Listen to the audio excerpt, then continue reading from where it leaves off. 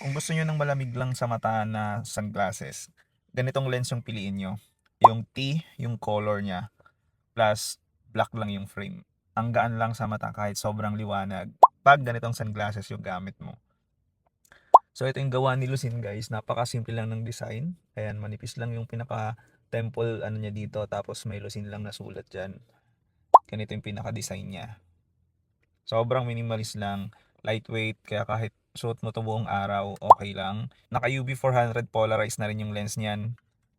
Affordable lang yung price and maganda na yung quality. Yung pinaka-case niya magnetic na rin na akala mo sa mall mo binili. May kasama na rin siyang cloth panglinis and yung tester niya. So, tapat nyo lang yan sa lens tapos makikita nyo na.